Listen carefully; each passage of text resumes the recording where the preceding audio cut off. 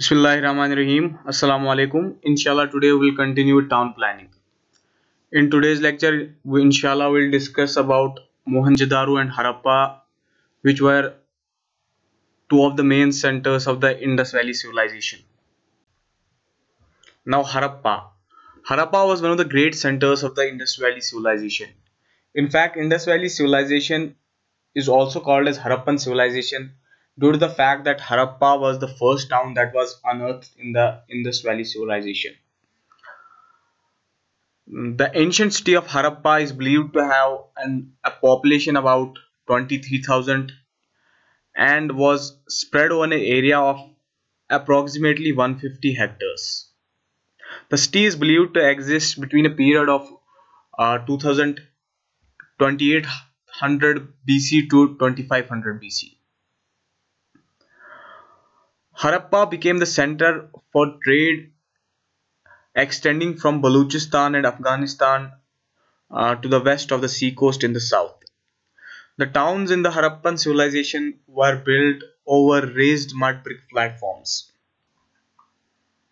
The town of Harappa is located in present-day Pakistan in the province of Punjab and is approximately 24 kilometers away from the nearby town of Sahiwal.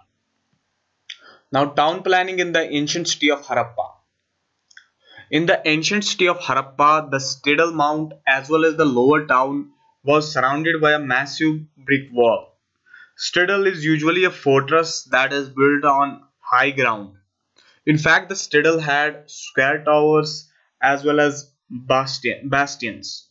Bastions are simply the angular structure projecting outward from the main wall for artillery fortification. There were large open areas inside the gateways that may have been used as a market or may have been used as a checkpoint for taxing goods that were coming into the city.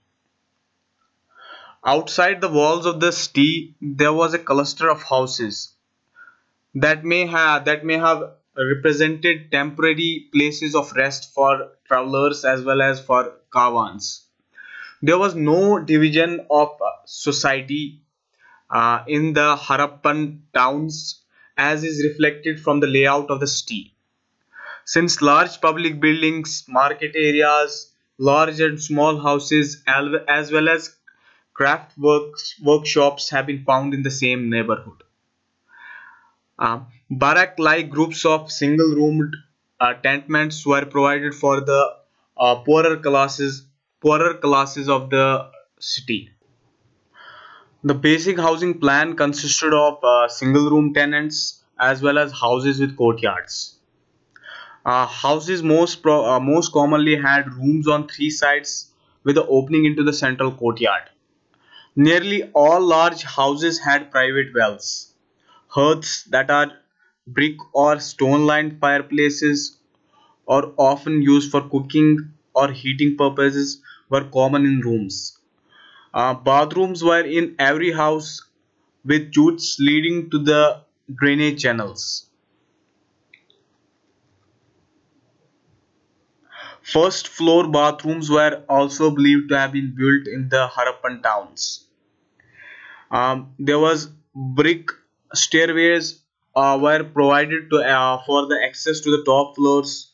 Houses built within a perimeter wall and adjacent houses were separated by a narrow space of land. Granary was also built with areas for threshing grains.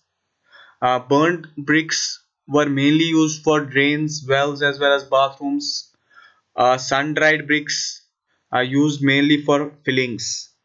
Timber was used for flat roofs as well as for frames as well as for lacing of brickwork. Now the architecture of the ancient city of Harappa. In the ancient city of Harappa, the building materials that were used for the construction of houses included mud bricks as well as baked bricks, wood and reeds. Reeds are the plants that grow in wetlands that are used mainly for roofs. Separate types of bricks were used for the construction of houses and for city walls. In fact, the bricks that were used for the construction of city walls had larger dimensions than the bricks that were used for the construction of houses. Mud brick, baked brick, wood or stone were used for foundation and the walls of houses. The doors as well as windows of these houses were made from wood and mat. The house floors were filled with hard packed earth. The bathing areas as well as drains were made of baked brick and stone. The roofs of the houses were supported by wooden beams and the roofs were covered with reeds as well as packed clay. Some of the largest buildings were even made entirely of wood. The windows had shutters as well as there was lattice work. Lattice work is simply the interlacing of the strips of wood of that form that made them just like a lattice.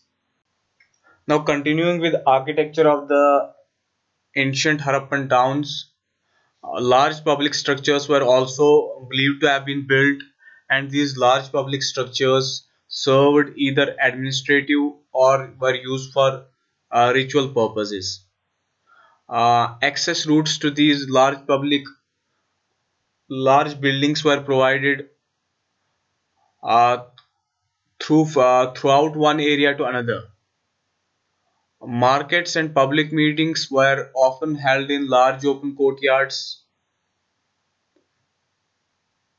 The houses and public buildings are grouped with shared walls and formed larger blocks and were accessed by wide streets. Most of these houses had private baths and toilets as well as private wells.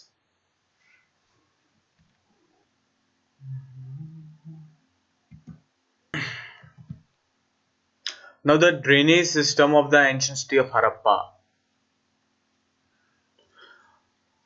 In the ancient city of Harappa, there were remains have been found that indicate there were wells as well as reservoirs for the purpose of drinking water as well as for bathing purposes. The wells that were built in the ancient city of Harappa were specially made with wedge-shaped bricks in order to form a structurally sound cylinder. Ropes were indeed used to lift the water out of these wells, and probably leather or wooden buckets were used. There were also communal wells. These communal wells were shared by the members of the community.